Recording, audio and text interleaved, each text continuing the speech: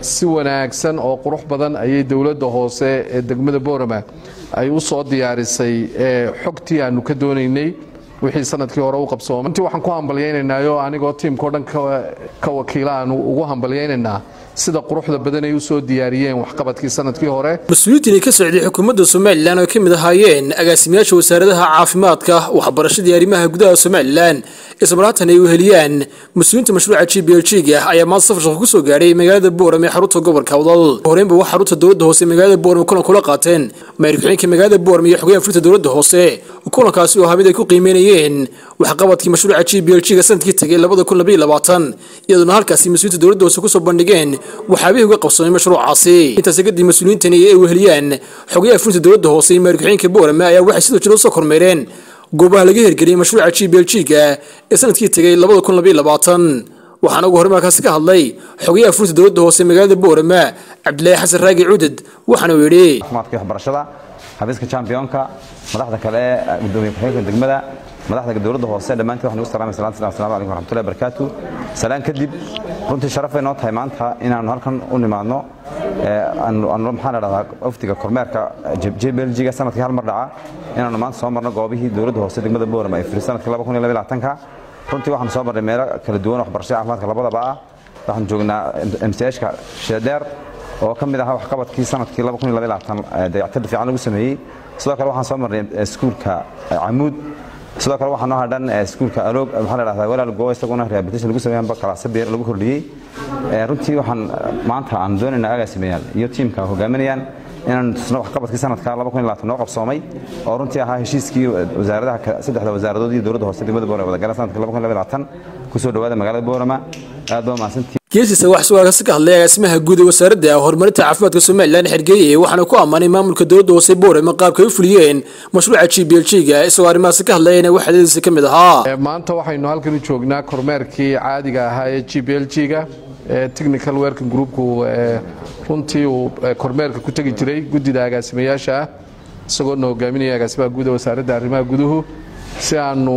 xogagaal ugu soo noqono waxyaalihii qabsoomay sanadkii tagay 2022 isla markaana technical ahaan aanu dawladaha hoose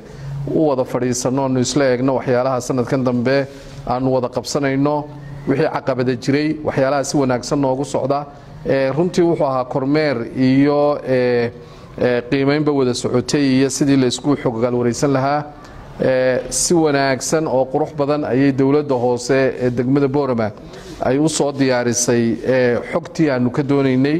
wixii sanadkii hore u qabsoomay caqabadaha jira wixii qabsoomi waayay iyo waxa uu qabsoomi waayay sababta uu qabsoomi waayeenba runtii waxaan ku hambalyeynaynayo anigoo tiimka dhan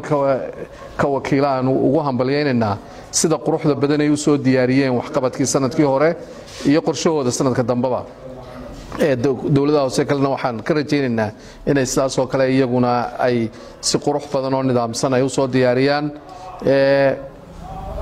marka la eego MCH-kan inuu joognaa wuxuu calaamad u yahay ama uu tusaale u yahay mashruucan sababtu waxa weeye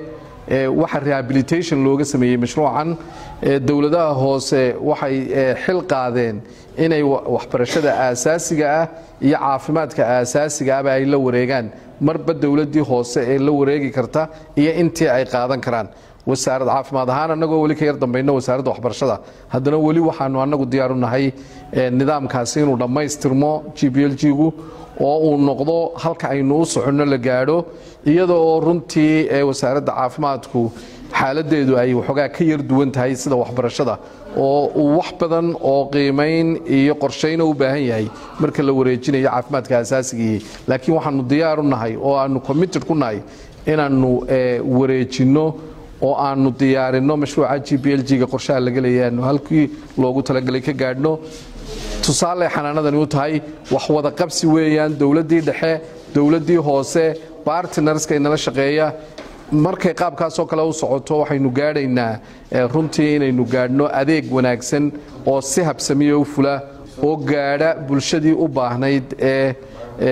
la gaadhsiinayay gaadha marka iskuuladaynu soo marnay iyo xarumaha caafimaad aynu marnayba waxa ka muuqda sida la isku kaashanayo aad iyo aadna waan u amaanayaa dawladda hoose ee Boorama iyo waxqabadkoodii sanadkii